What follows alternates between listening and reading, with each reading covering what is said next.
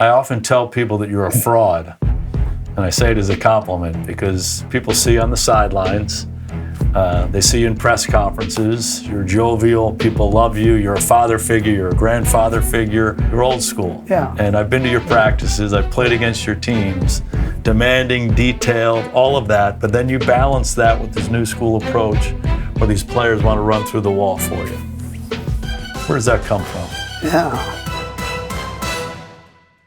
I'm Jason Garrett, and this is Coach to Coach.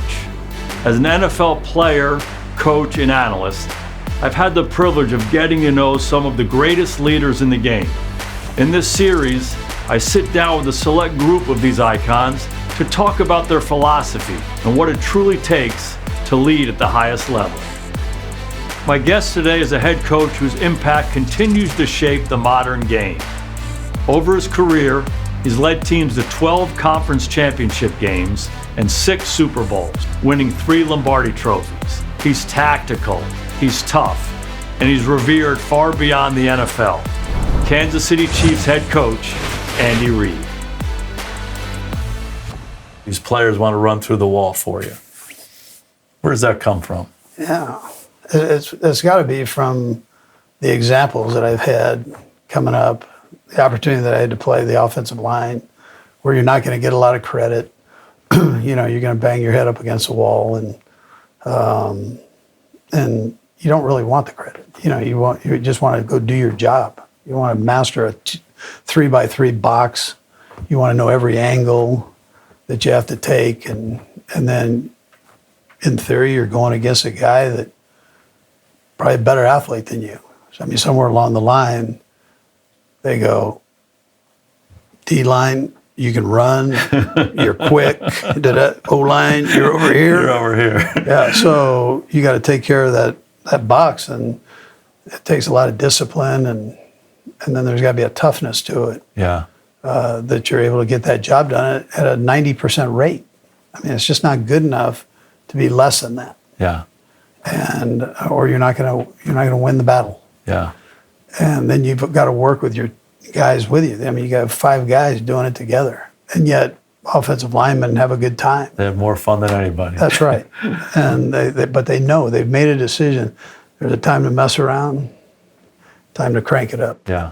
And then you got to differentiate.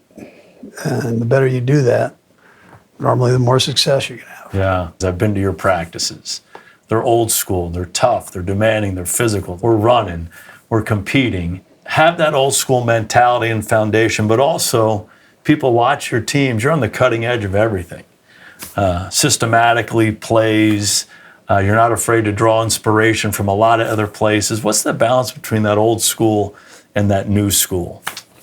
Yeah, so I've got creative coaches that are all different ages, but I want them to bring stuff to the table.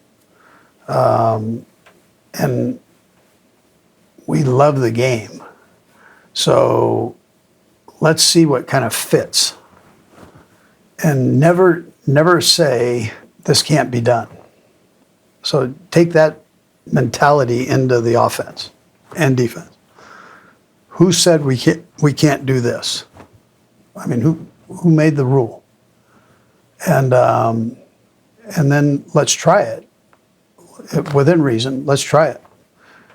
And so that helps grow the offense, it helps grow the defense, and then you're never stagnant. If you continue to run the same plays over and over, these defensive coordinators are way too good. Yeah.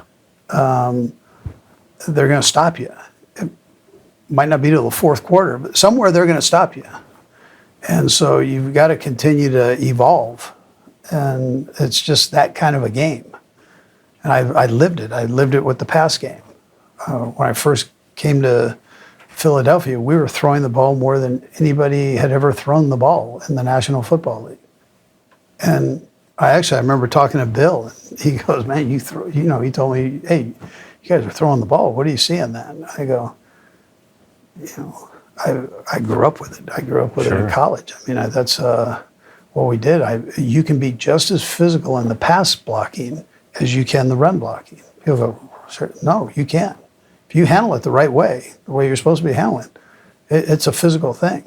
You can still knock the dog out of people in the pass game. Yeah. You just got to handle it a certain way. Do you believe in establishing core values, standards, expectations for the team and communicating them with everybody? Yeah, I'm not going to go overboard with all that.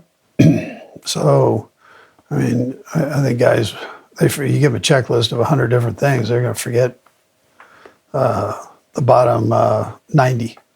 They'll give you the top 10, Sure. But once you get past that, you're probably going to forget about it. So I try to hit certain things, but the base principle is the whole do unto others as you would have done to you. And if you can just kind of follow that, normally you're going to be okay. Yeah. And use Do you share that with them? Yeah, absolutely. And use common sense. So give me my space. I tell them, I literally tell them, money, religion, women, politics. Unless you're asked about it, don't talk about it. Don't force your opinion on those things on people, because that's where 99% of the wars have been started in this world. Is on one of those things right there. So if we just kind of stay away from those, and unless asked, then you're okay. So you're respecting the other person and his opinion without having a fight over it. We're together too long. Sure. We've got too many different people in this room, whether it's race, whether it's religion, whatever, so beliefs. Let's go back to that day one meeting. Hey, it's a bottom line business. We got to win. John Wooden famously didn't talk about winning. Yeah. Nick Saban talks about process. Bill Walsh's book is The Scoreboard Will Take Care of Itself, right? And day one, do you talk about, hey, our goal is to win the Super Bowl? Do you talk about winning a lot? I said everybody's goal is to win the Super Bowl in this league. Everybody's sitting there undefeated and at the beginning.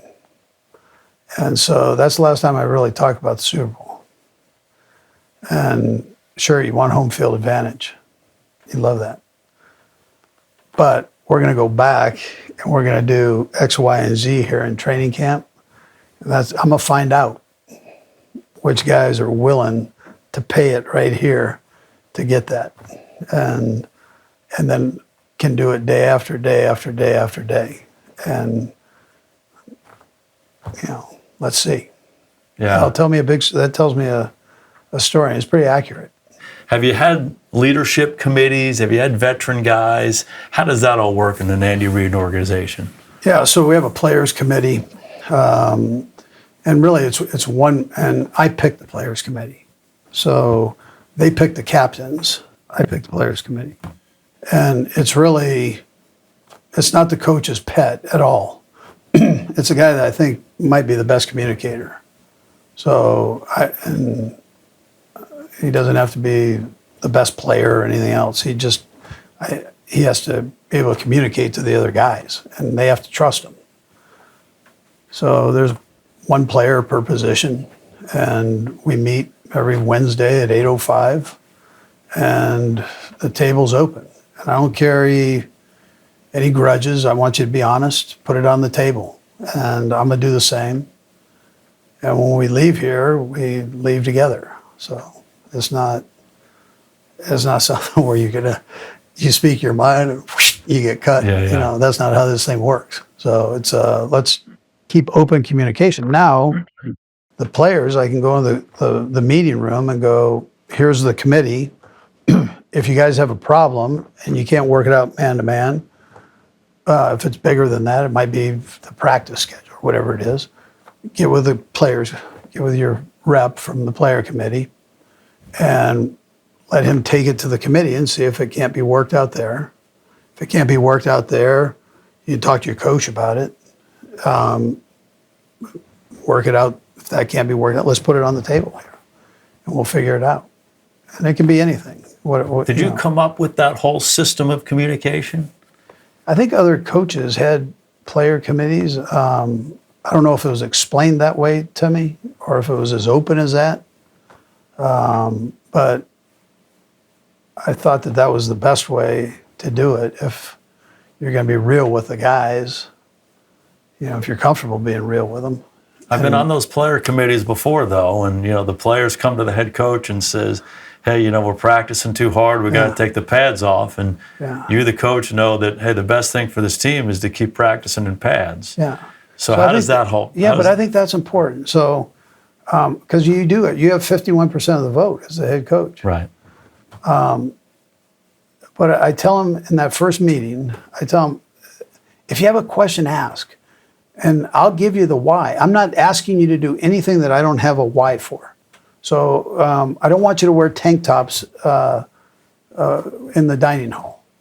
I don't want your armpit hairs in the salad bar. Right? It's simple. I want you to put either flip-flops on or whatever, something on your feet in case somebody drops a dish and it breaks, you don't get something in your foot. So I'm going to give you a reason why I'm asking you to do something if you think it's crazy. Yeah. I don't want you to grab jerseys at practice because I don't want hamstrings being pulled. Why do we put you in a full uniform out there with your name on the back and a game jersey on, game pants? Ask you to dress like you do for the game. Why do we do that? So that when you get to the game, it just feels like I'm ready to go, man. Yeah. It's another day. And then when you turn on the TV, ESPN's all around and people are around, they're filming your practice. All of a sudden you look buttoned up. Yeah. There's a little something to that. Yeah. No So that gets around the National Football League. Yeah. They know it's business, man. So anyways, they're small things, but there's a reason why just ask.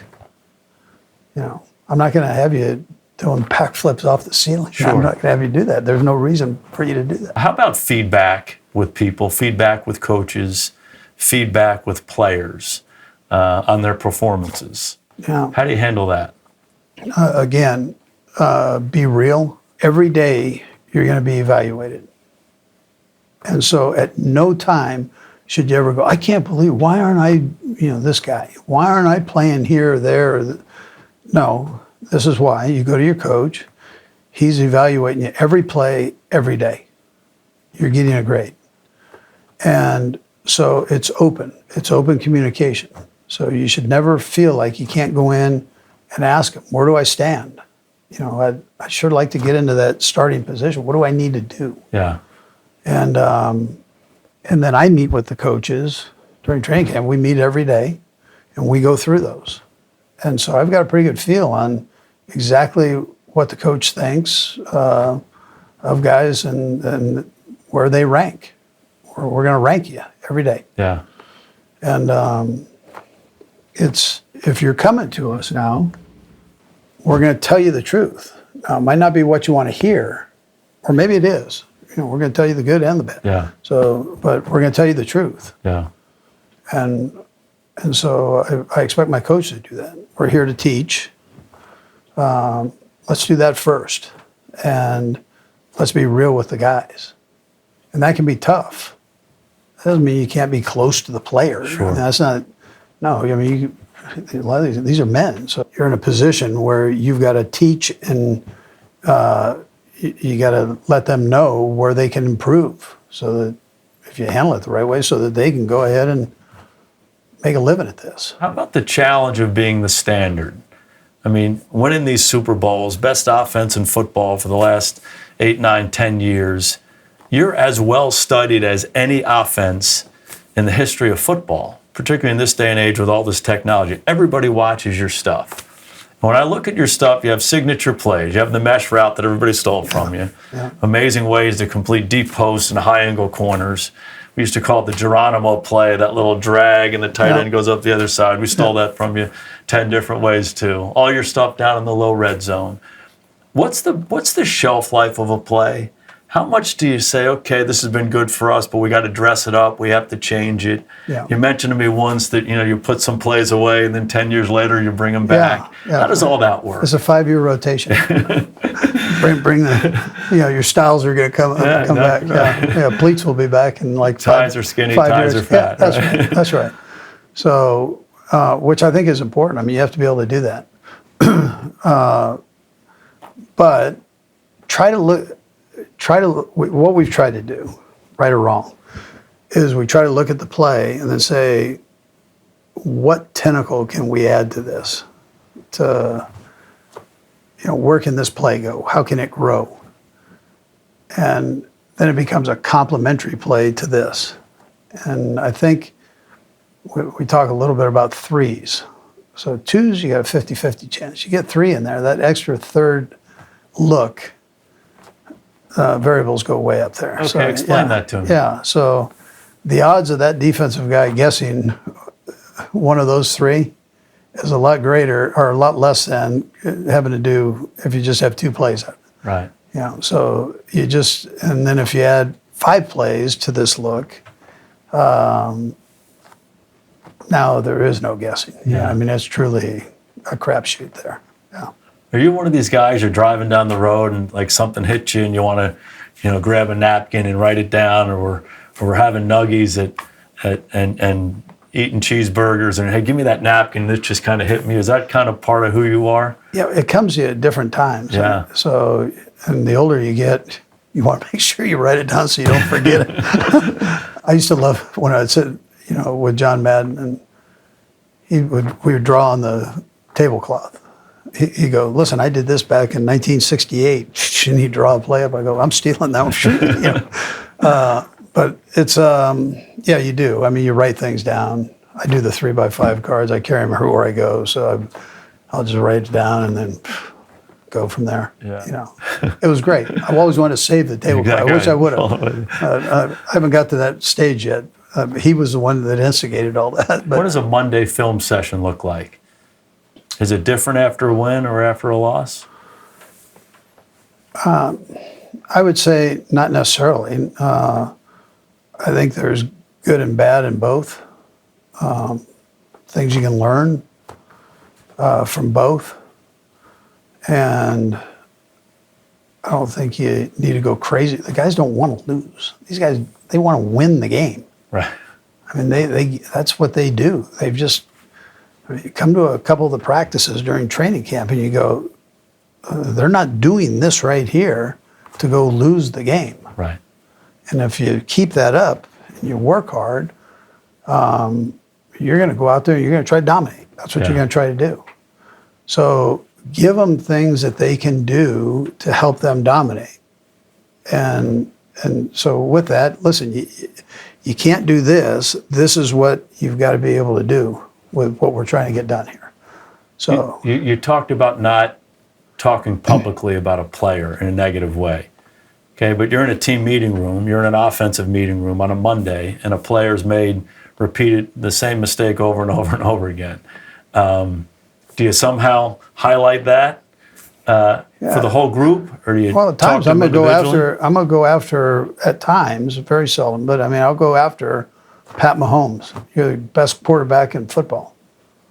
I mean you have to be able to do this. I know you can. I mean I've seen you do it.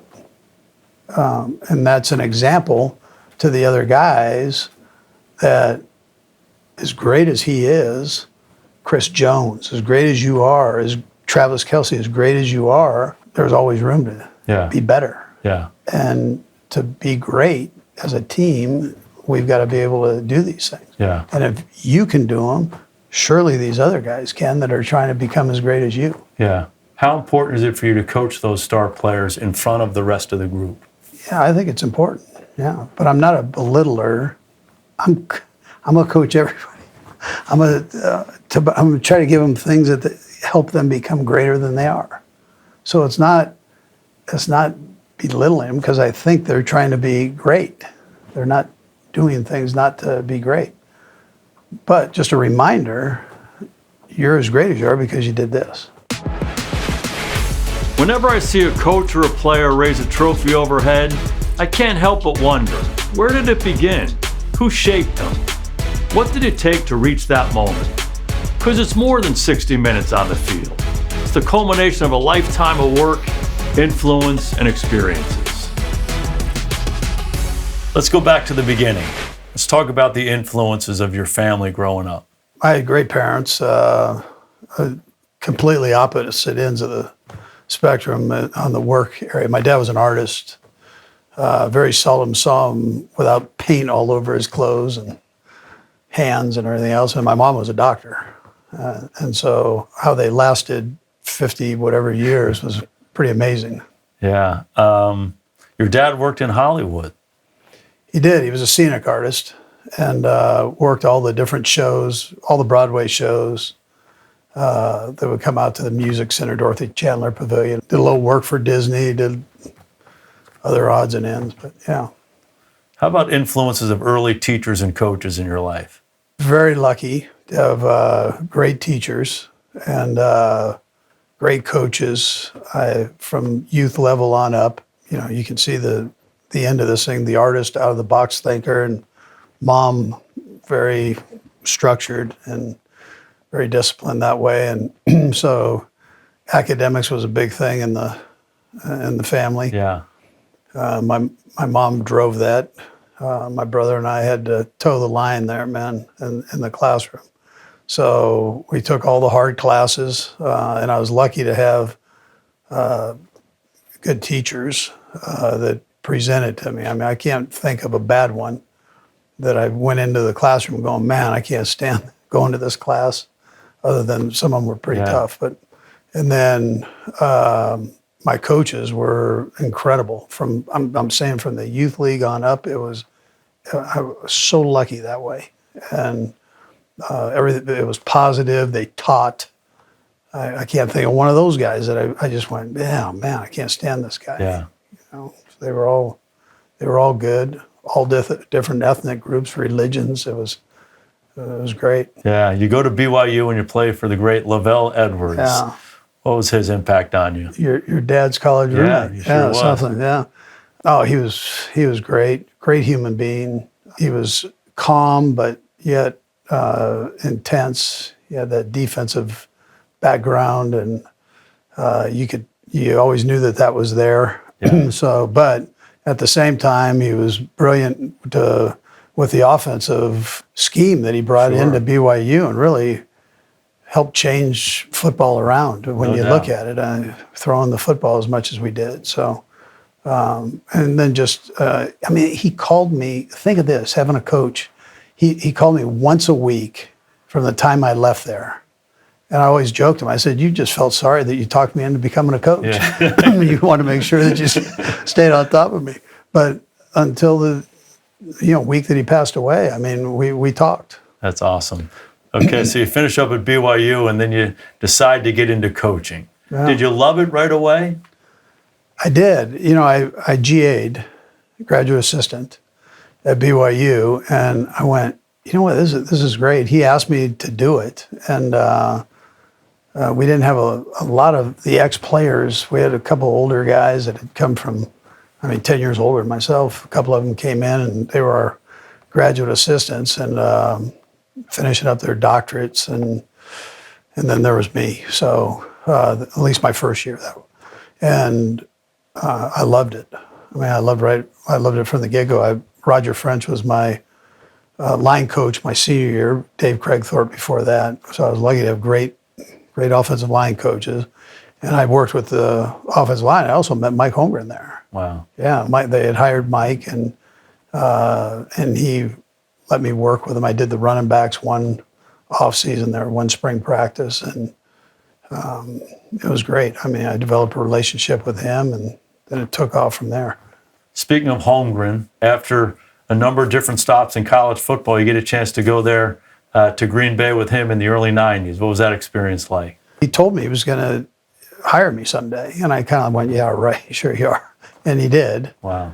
And he was a big brother to me, where he was going to pound on me to make sure I did everything. I was young. John Gruden and I were the two young guys on the staff.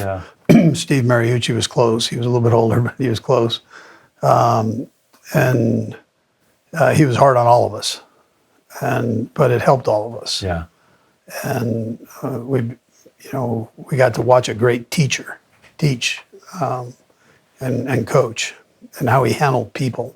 Got to see how he handled people at that level. Yeah. And you could see that he had been a high school history teacher. He knew how to teach, and he knew how to put a lesson plan together for the guys. And every day you were going to get some nuggets in there. And so I made sure I paid close attention. And how about building the whole program, the personnel of working with Ron Wolf and those amazing teams you guys had. Yeah, he let me in his world, which doesn't happen very often, especially for a young guy. But he helped teach me, along with Mike Holmgren. They had a great relationship, so there wasn't a wall there.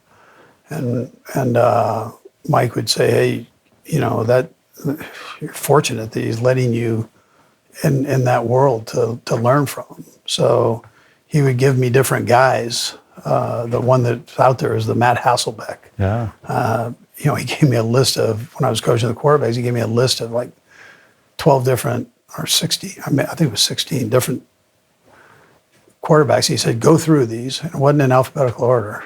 Matt was last on the list, but it wasn't in alphabetical order. Peyton was up at the top. Go through these guys and tell me which ones you like, and we'll go get that guy. I go, really? He goes, yeah. So I went through all of them, and I go, I want to go work this guy out, this Matt Hasselbeck. He goes, oh, I figured you would. He's last on the list. I go, yeah, I'd like to do that. So I went and worked him out, and I came back. I go, listen, I really like this guy. I mean, he's got a great feel for the game. He's a great kid. He's all in, smart, and he's got escapability. He's got all the intangible stuff. He goes, okay. So then we get to whatever round it was, fourth round, and he goes, you like that guy, right? I go, yeah. He goes, we're taking him here. I go, okay, all right. I better be right. Exactly right. Yeah, no, but it worked out good. So I was surprised, though, that he had that much trust, that he would do something like that. With Ron Wolf's trust, Andy moved from a guy who was making suggestions to a guy who was making decisions. A monumental step for anyone on the path to become an effective leader. And that first decision, it turned out all right. Let's talk about the end of the 90s. After a great run in Green Bay, you get an opportunity to go to Philadelphia and interview with Jeffrey Lurie. When you went into that interview, what were you looking for from him to decide if that was a good spot for you? Yeah, so Jeffrey and Joe Banner did the interview, along with Tom Modrak was in there a little bit, but not the whole thing. Those two kind of grabbed me and took me into an area, and then Tom took me and grabbed me after that. I had to actually stay an extra day. They quizzed the dog out of me. And I had a book that I took in, and I try to answer their questions and show them what I've, try to answer their questions with the book, just to show them these are, I've looked at that. Here it is. So I also had a list of questions for them. And we got to the end of the day, and I go, I've got some questions for you. And how'd that go? So they go, well, let's have you stay an extra day. So they kept me over another day, and we met in the morning, and I asked my questions, and I wrote everything down. And I remember Jeffrey going, well, why are you doing that? I said, well, if you do decide to hire me, I'm going to give you a copy of this. And we'll just be on the same, we'll come out running, man. We won't have to look at each other cross-eyed or you said, she said, he said this and all that stuff. We'll be on the same page. He goes, okay, all right. So I did. I asked him, and it was probably 3 pages long, typed, and asked him the questions, everything from the cars that my coaches could get and the allowance there to who's in charge of the plane and who assigns the seats, and we hit everything on there. Do you think they were surprised by your questions? I think so. I think it helped, though. Yeah. That I cared enough to ask and want to be on the same page. There had been some issues there about the he said, she said stuff, and that can go both ways. That can be the coach, that could be the owner, and just not being on the same page. And so I didn't want to get into a situation like that. What was your vision for the team when you took over?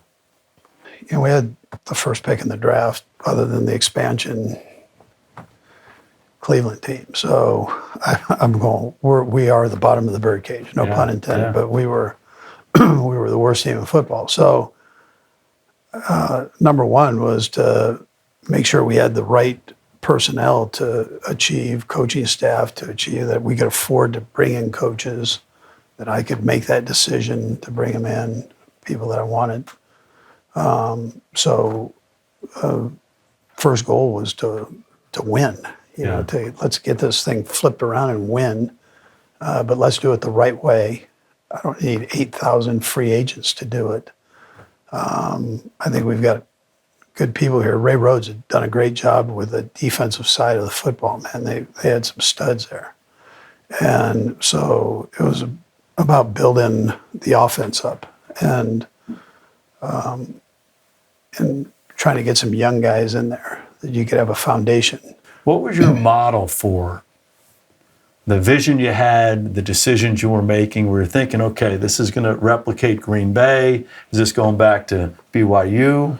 Yeah. Well, we had gone to a couple Super Bowls at Green Bay, and I saw Mike build it up. It was very similar when we got to Green Bay as it was when we got there. So it was a matter of changing the attitude around and getting the guys to believe that you were doing it the right way, that you were going to be fair with them, you weren't going to play games with them. There wasn't going to be a scream and a holler session, but it was going to be teaching. And that you have a chance to be good if you do this thing, the right way. Yeah. And so the guys were receptive to that. I guess that's part of the culture. It's not something that happened overnight. Right. It was something that we just kind of continued to build through that first year. But it was rough. Like I said, it was rough early. Yeah. So especially in Philly. especially in Philly. Yeah. You mentioned the word culture.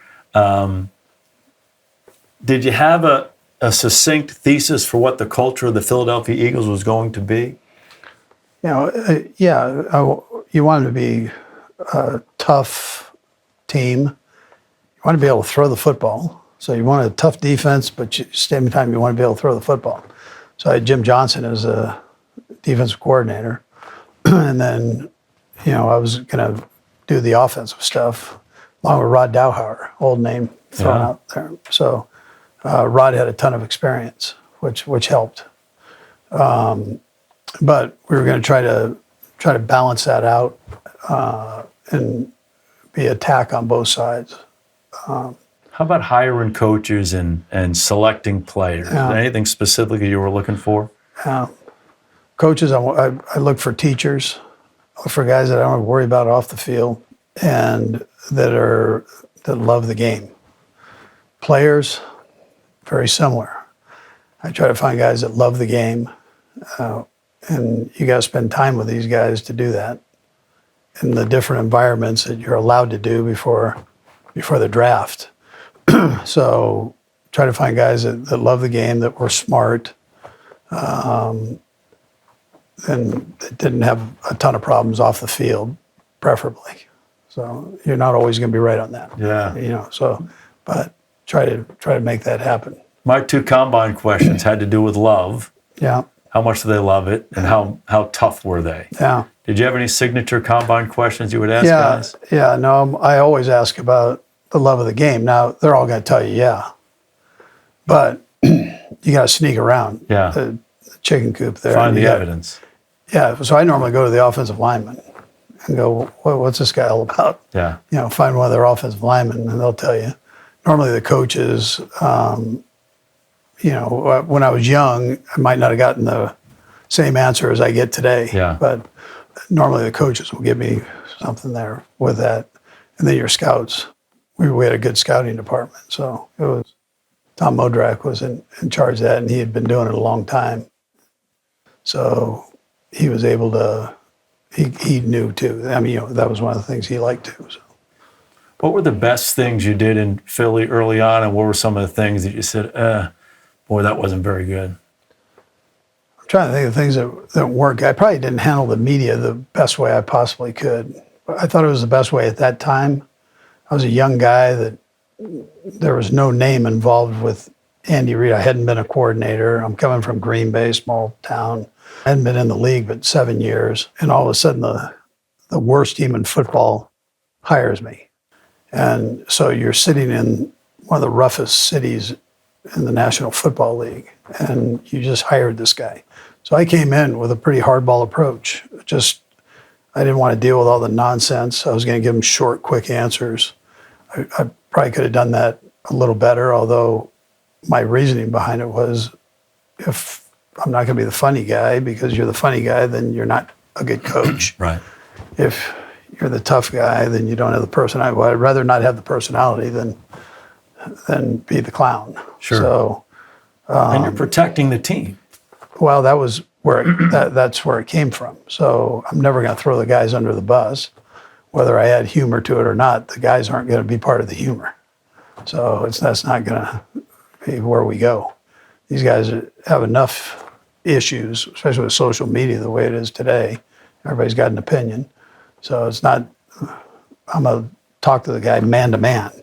If I got a problem, I'm not going to say it out in front of the team. I'm not going to say it out in front of the world. I'm going to say it to you. And I expect the same. I expect you to do that with your teammates. I expect you to do it with your coach and with me. And so that's a promise that I give them day one with it. I bet they respect that. And I appreciate would hope it. so. Yeah. I mean, Yeah. it's when you really come down to it, and you hear this, you've heard it a million times as a player, and you probably said it as a coach. We're the guys in this room. We're all we got right here. So nobody else cares. Yeah.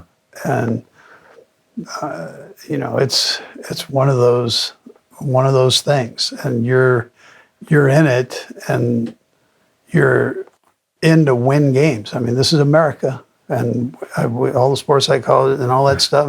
It's not Little League. Yeah. So it's not the old everybody gets a trophy. It's you have to win the game. Yeah. That's your objective, and so all your energy's got to go into that. And any distractions out there, you've got to eliminate those. And when you're in this building, you've got to eliminate those. And I'm surely don't want to create them.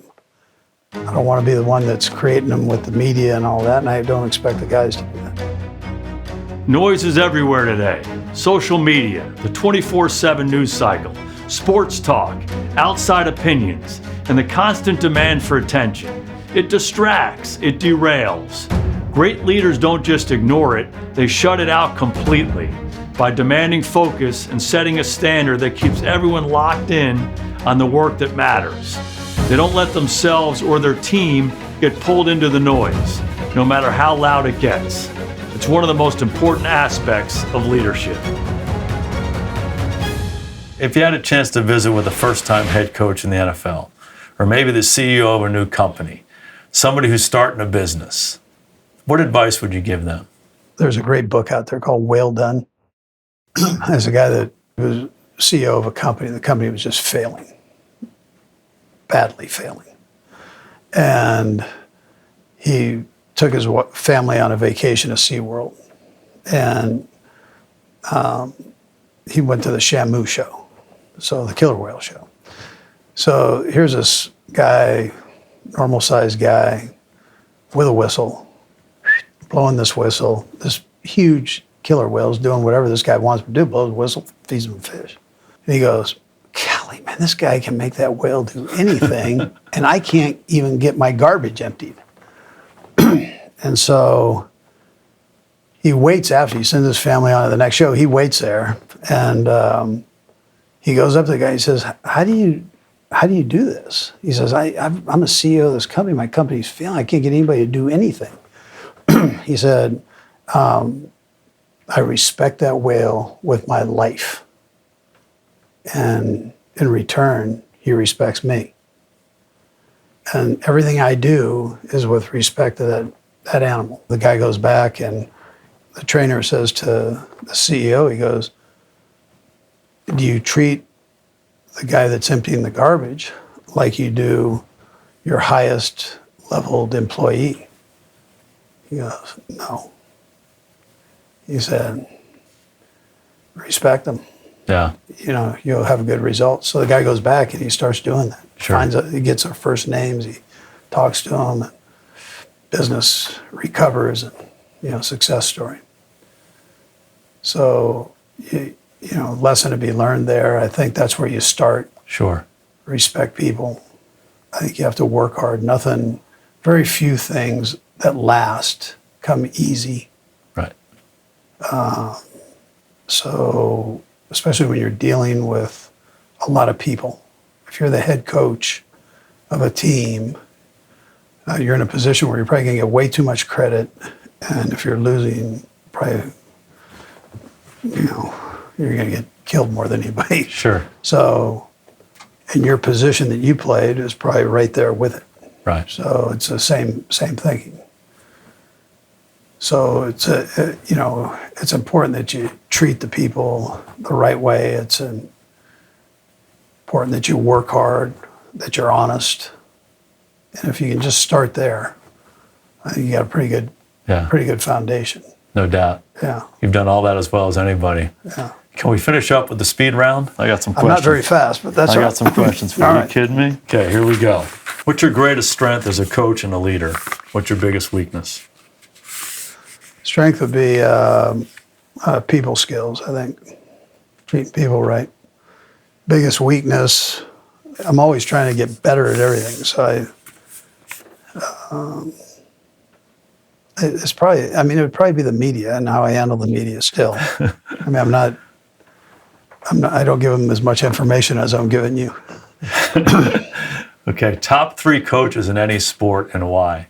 I would tell you the guy that I've gone back and forth with is Bill Belichick. And I've said before on record that he's been the toughest one I've had to go against over all these years, just year after year. I didn't have enough with Parcells, Jimmy John. I mean, sure. All the great coaches that have come through here. But he and I had so many, whether it was preseason or during the season or playoffs. I mean, we were always playing each other, I felt. So he would definitely be one of them. You start getting out of your era, it's tough. But Phil Jackson was in my era.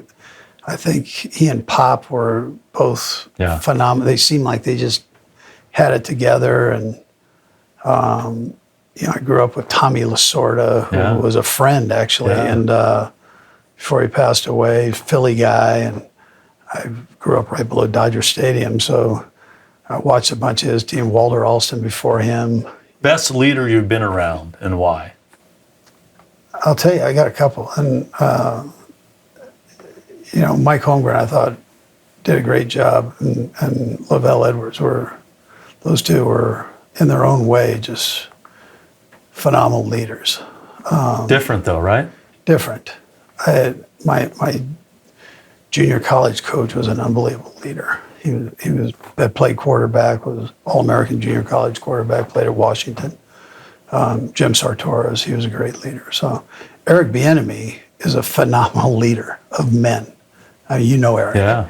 And so if I had to look at an assistant, he's just got a knack about him that is really something. And can kind of get to everybody. Yeah. Yeah. And so I've always said that out there. Okay. Biggest leadership challenge you've had professionally, and how'd you get through it? Yeah, I think it's when you have possibly a player that doesn't really want to go by the rules and I don't have a lot of them, but just is kind of seems to be in conflict with everything. Yeah. And that can be a distraction. It can be a challenge. How do you handle it? Yeah. I try to go back to the basics and the fundamentals of teaching. Listen, I'm going to treat you good. I expect it in return. I expect you to do that with your teammates. We're in this to work together, try to bring some form of unity to the table. Yeah. Not everybody conforms to that. Sure. 99% of people do. And there's 1% that goes about it a different way or gets into a gripe with somebody and can't get out of the gripe and it disrupts everything. Yeah. When do you know when it's time to move on? I'm going to do that fairly quick. I mean, I'm going to try not to. I mean, those things can be deadly in a locker room. Yeah. So I'm going to try to make that happen. I'm going to exhaust my end of it to try to make it work. If it can't happen, then you got to go. Yeah. And I wish you the best of luck down the road. Maybe there's a better fit for you somewhere. What's been the biggest key to you achieving and maintaining this level of excellence you've had here? Yeah, I love what I do. And not that I'm saying that I can't live without it. I'm not saying that. Sure. But I love coming to work. I love the guys I'm around, and it's funny because all the players stay the same, other than their personalities. But the age is, right within a 10-year span. Sure. So I'm looking at the same faces. Right. Every year, and I look in the mirror and I'm going, yeah, it's not the same face that these other guys were looking at a few years ago. So it keeps you young at heart, I think, as you get older. But I listen. The main thing is I love to teach and I like doing what I'm doing. Yeah. Yeah. What do you love most about being a head coach, and what do you love most about being a leader? Yeah, I'd tell you I like teaching them the most. I love game day. I mean, there's nothing like it. There's nothing like it. You're never going to fill that void. There's not. It's just that's there, and it is what it is, and we're lucky to be doing it. And you still have that sense of gratitude and excitement? I do. Yeah, I do. I enjoy what I'm doing. I love getting in there and dissecting things. The whole chess match is awesome.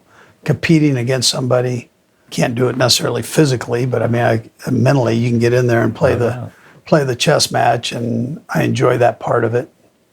I still like to win the game. You want to do well. But I enjoy that challenge. I like being in the hopper on that and feeling that pressure. I like that part of it. Last one. When you look back, what's been the most rewarding part of your coaching career? Probably the relationships, I'd tell you. Yeah.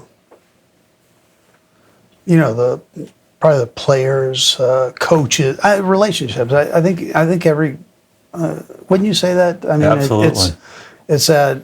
The camaraderie, the love you have for the guys and their lives, and watching them grow, and probably some are raising kids, that way they go all different directions, and to see a kid that didn't have a house be able to buy a big house somewhere and drive a nice car and have a family and have a life after this is done, be able to build a foundation for the rest of his life.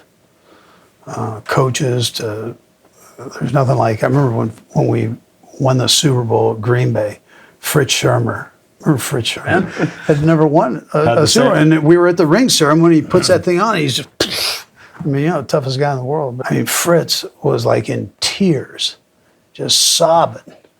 He'd been doing it for exactly 30 years, but just that it was just, watching that, you just go, wow, that's something. That's greatness. Yeah. Coach, I can't thank you enough for this. You did good, man. You did a great job. You're unbelievable. Great leaders understand nuance. It moves them beyond a simple black and white approach and allows them to grasp complex situations, building deeper connections and understanding. Andy Reid embodies that. He's colorful. He's a teacher.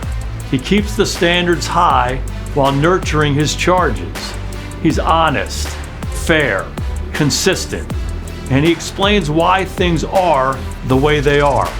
He's old school and new school, demanding practices and an open ear for player committees. He's evolving, always changing, while staying true to his core beliefs. And above all else, he understands the power of leading with positivity, not just with his players, but with his peers, including those of us who once stood on the opposite sideline. He's been a mentor to me, and for that I'm truly grateful. That's great leadership. That's Andy Reid. Follow Coach to Coach on social media and listen wherever you get your podcast.